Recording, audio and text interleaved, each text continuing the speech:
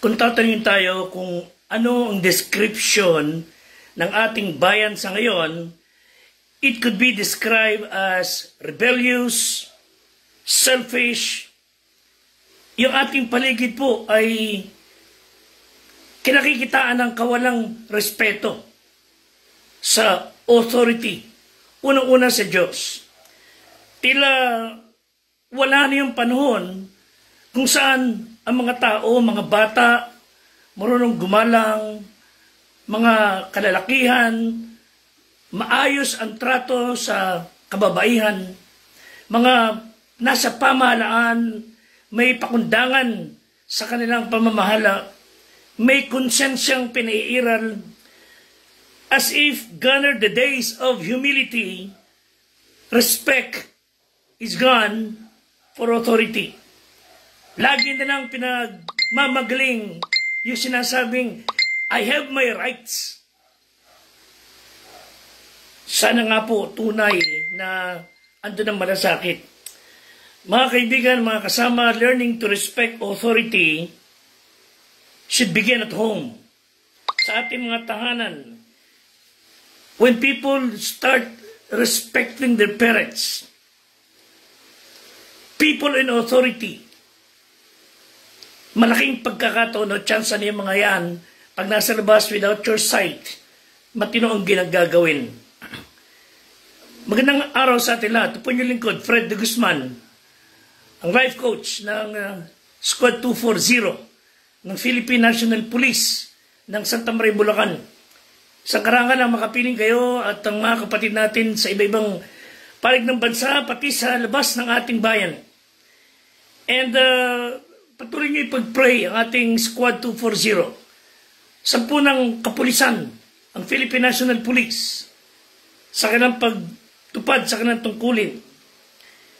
In recent years, there was a notion na lahat di umano ng SK, ROTC, CAT, and all the youth organizations should report sa National Youth Commission ng mga kahina-hinalang pagsali ng ilang kabataan sa mga left-leaning group.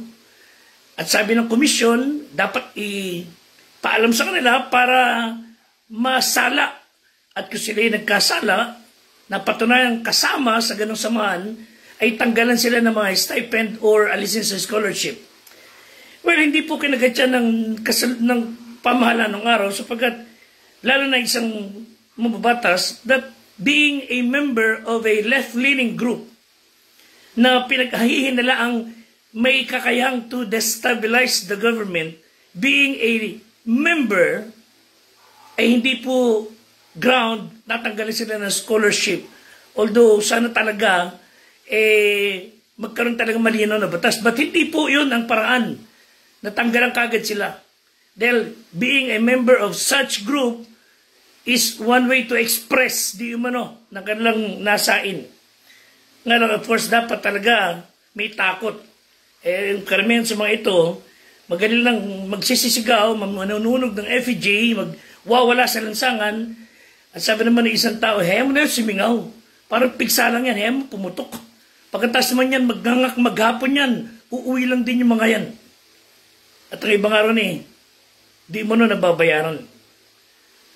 But going back to what the Bible says, Romans 13, verses 1 to 3, ang bawat kaluluwa, pasakop sa mataas na kapangyarihan, sapagkat walang kapangyarihan na hindi mula sa Diyos. At ang kapangyarihan niya hinirang ng Diyos. So whether you voted or did not vote for the current administration, since silang nalagay dyan, matuto tayong rumispeto, galangin ang umiiral na batas. Kaya sabi ng Bible, ang sumasalangsang sa kapangyarihan, sa utos ng Diyos, sumasalangsang. At ang nagsisisalangsang ay tatanggap ng kahatulan sa kanilang sarili. Sapagat ang pinuno ay di kilabot sa gawang mabuti, kundi sa masama. They are there sa pamamahala para magparusa sa mga masasama. Pero kung sila mismo ang sasama, parurusahan sila ng batas. Sabi ng Bible, Ibig mo bang mawala ng takot sa may kapangyarihan? Gawin mo ang mabuti, magkakamit ka ng kapangyarihan. So again, going back to our topic, respect our authority. How do we show respect sa ating nasa pamahalaan and those who are in authority? Parents, pastors, religious leaders, people above us na may kapangyarihan. Of course, higit sa lahat, bilang mamamayan, respect our Constitution. It is the fundamental law of the land. Ito yung basehan ng lahat ng batas na pinagtibay. At ating mga kasama sa Philippine National Police, bilang mga law enforcers, nanumpa tayo to uphold and defend our Constitution. Exodus 24:12, God gave Moses words sa tablet para maituro sa kanila. Sabi ng Bible, iniutos yung utos na isinulat upang iyong maituro sa kanila. So God used people to write His commandments para sundin. We need to pray for our leaders, lalo yung mga nagbabantay talaga, naglilingkod talaga. Proverbs 29:2, when the righteous are in authority, the people rejoice. But when the wicked bear rule, the people mourn. So hindi yung mayalis, ating panahon, eto na, may mga nabulgar na mga katiwalian sa ilang ahensya ng gobyerno. Hindi ho nakakakuha ng leptospirosis ang mga tao sa mga baha. Ang sabi ng isa, tayo po ay kinukulapulan ng mga kleptopyrosis. Sana nga po ay mga itong mga damo na mga darambong ng yaman ng bayan ay matutunan ang leksyon mula sa kami ng Diyos at sa kami ng batas. But seriously, tayo mga Kristiyano, you and I who claim to be believers in Christ, you and I are called to be the salt and light of the world. At bilang mga asin, ano ang dapat nating tatandaan? We, as a salt, we should learn to penetrate, be part of the purification, heals, and part of the preservation na katwiran sa ating bayan. Kailangan tayong mabuhay na yung turo ng Biblia na itatawid natin sa mga tao.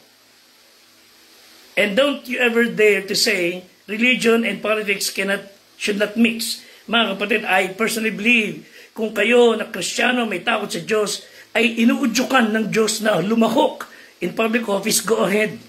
Kailangan natin ng matitinong tao sa pamahalaan. Again, sabi ng Panginoon, kung tayo nasa civilian side at yung mga nasa pamahalaan na mga Kristiyano, pareho tayo, hindi nabuhay ayon sa kalooban ng Diyos, para tayong asin na tumabang. At ano ang silbi ng asin na tumabang? Wala yung silbi kundi yurakan ng tao. Kaya mag-ingat din yung mga nasa kapangyarihan ng mga Kristiyano, claiming to be believers, mag-ingat kayo dahil baka dahil sa kahambugan, humangin ng konti ulo, nakalimutan yung pagiging Kristiyano, yumabang, at nilamon ng sistema, pagka pumalpak yung mga yan, madadamay tayo. At nakakalungkot, yung kanilang sinasabing pagiging asin at ilaw, magiging walang silbi. But our Constitution was written for people of character. And it must permeate sa ating pamayanan, ipatupad. And that is the standard para tayong mga mamamayan at yung mga nasa kapangyarihan ay mag-ingat ng kilos. So God help us na sa ating mga tahanan, ang ating mga anak, nakukuha sa sutsot, nakukuha sa tingin, kung pwedeng makuha sa pagdisiplina. Dahil pag ang mga bata ngayon nakawala sa ating mga kamay at hindi yan natuto ng takot, respeto sa ating mga magulang, nakalulong ko to, baka mamaya front page na yan sa dyaryo o sa TV, pinupusasan, hinihimas ang rehas na bakal. So tulungan tayo ng Panginoong Diyos na magkaroon ng matitinong members of family sa ating magmula ng mga elders, leaders, magkaroon tayo ng mga mahal sa buhay na may takot sa Diyos ipinamumuhay ang prinsipyo. You know why? Sapagkat tanging Diyos lang at ang kanyang prinsipyo ang maglalagay ng tamang direksyon sa ating lahat. So, respect our Constitution. Secondly, to show respect to authority, respect our leaders in authority. Of course, yung mga nasa pamahalaan, sila ay ordained by God. Yung mga matatagumpay na gawa ng mga kapulisan, mga nasa pamahalaan, talagang dapat ikinikilala yan. Dapat ibino-broadcast. Hindi puro one side lang ang ipinamahayag. Lahat ng magagandang accomplishment dapat ibinabahagi, ipinaalam sa tao. And yung mga nasa pamahalaan, particularly yung mga nasa Philippine National Police, andun yung kanilang willingness to respect the chain of command. Yung duly elected local government executives, they are willing to submit to authority. Sila na nasa authority, willing to submit to higher authority, lalo na tayo mga sibilyan. Alang-alang sa Panginoon. Sabi sa 1 Peter 2:13 and 14, kayo pasakop sa bawat palatuntunan ng tao alang-alang sa Panginoon. So we should submit to authority, respect them alang-alang sa Diyos. O sa gobernador na sinugo sa paghiganti sa nagsisigawa ng masama at sa kapurihan na nagsisigawa ng mabuti. So God is telling us in Titus 3:1, ipaalala mo sa kanila na pasakop sa mga pinuno. So tayo ay pinapaalalahanan na pasakop sa mga pinuno sa may mga kapangyarihan. Maging masunurin, umanda sa bawat gamang mabuti. So we as civilians, we could show our respect to authority by submitting to all what the law says. That's why, kung loloobin ng Diyos, those who are in authority should be godly, should be believers in Christ, should be mga taong may takot sa Diyos. So, tayo pa lang in our civilian side, learn to respect. Ang Israel ay binigyan ng Diyos ng kumbaga pinakapalo sa kanilang kawalang isip magpasalamat. Yung ungratefulness, yung kawalang pitagan, yung kawalang respeto, yung kawalang pagpapahalaga sa gawa ng Diyos, nagdudusa po ang bayan.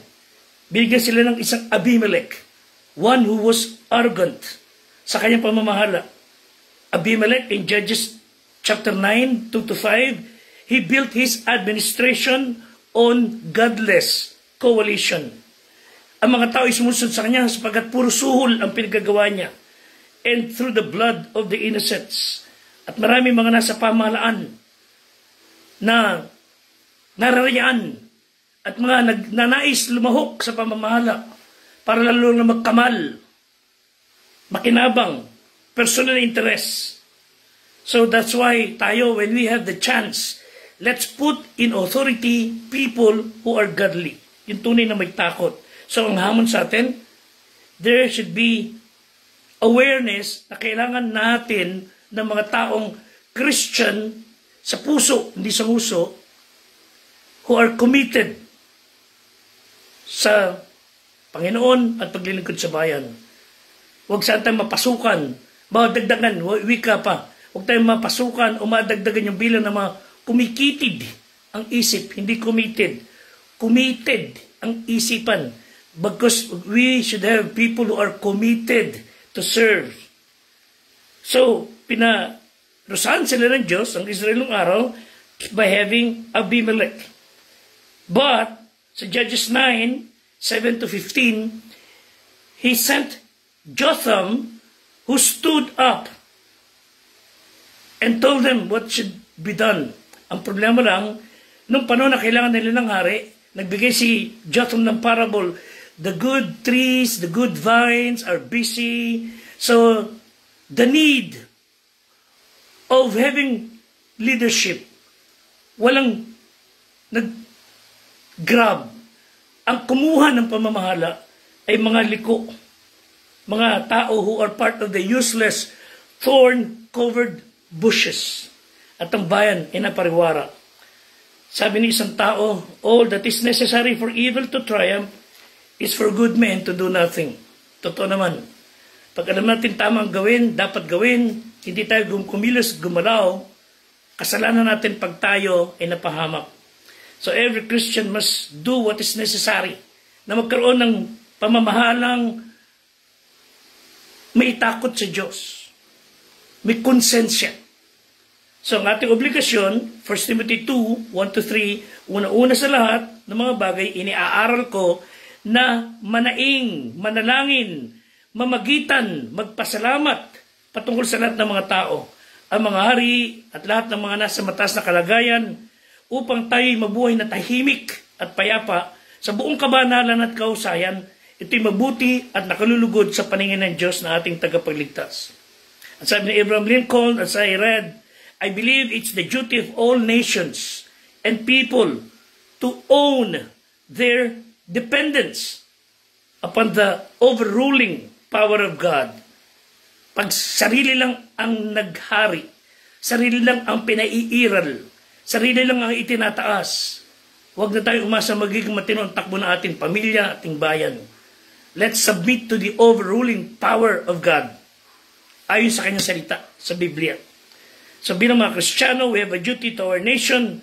We should be the conscience, able to speak the oracles of God, the principles of the Bible. That's why tayo mga Kristiyano, nagpapasalamat lang na kami mga nasa leadership ng ating panampalataya, nakakapasok sa kapulisan, sa government offices, pinapayagan na makapagturo ng salita ng Diyos. Hindi tulad ng araw na walang kalayaan. Noon, during the time of the Dark Ages, Christians like us, sa panahon nila noon, ay inalalagay sa Colosseum, pinanonood ng mga taong nagtatawanan, namumuhi sa Kristiyano, nililibak ang Kristiyano, minumura nila Diyos, habang ang mga Kristiyano tulad natin during those times ay ipinalalamon sa mga leon na gutom. Pinapatay sila, sinisibat, pinarusahan by being a believer in Christ. While during that time, under the catacombs, mga kuweba, mga natatang lugar, people are still hiding for their lives, but they were praying. They pray hard na magkaroon ng breakthrough and revival. Mga kapatid, hindi man nila nagisnan ang bunga ng kanilang panalangin. Eto na ho, we have all the freedom sa ating bayan. So, let me close with this. Yung kanilang pagtitsaga, pananalangin, pag-iingat ng kanilang buhay para ipangaral ang Ebanghelyo, and then sila ay namatay later on, hindi po nawala ng saysay. Tayo po ang dinatnan. Kaya tayo ay magpatuloy. Let's continue spreading the good news. How? One, pray for the government. Again, 1 Timothy 2:1, unang-una sa lahat ng mga bagay, iniaaral ko na manaing, manalangin, mamagitan, magpasalamat, patungkol sa lahat ng mga tao. Bakit papayagan ng Diyos ng mga tao na masasama ang mamuno sa atin? Somehow, it could be that's the government we deserve. Dahil mga taong dapat naroon, walang pakialam. God forbid. Tulungan tayo ng Diyos na may mga matitino pa dyan sa gobyerno ang talagang habulin ang mga kurakot at maglingkod sa talaga sa bayan. Sabi ni Paul kay Timothy, and during that time, si Nero ang namumuno. He was in the power. But they were living during the time of depravity. Walang katuwiran, walang masasabing batas o hustisya. And yet, sabi ni Paul, unang-una sa lahat, pray. Pray for them and be thankful sa Diyos. Sapagkat in the first place, God is in charge. Pagtiwala natin Diyos, Proverbs 21:1, the king's heart is in the hand of the Lord, as the rivers of water, he turneth it whithersoever he will. Believe that God is still in charge. Ngayon ating panahon, I believe God is in charge. Tulungan ng Panginoon ang ating mga pinuno.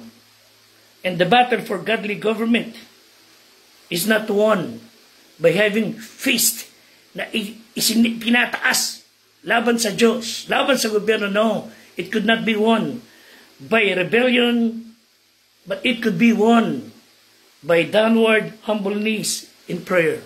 And that's respect. Secondly, pray for the government. So first, pray for the government. Second, pay the government. Meaning, pay your taxes. Dapat lang matuto tayo magbuwis. Diba? Hindi na nga nagbubuwis, nagnanakaw pa.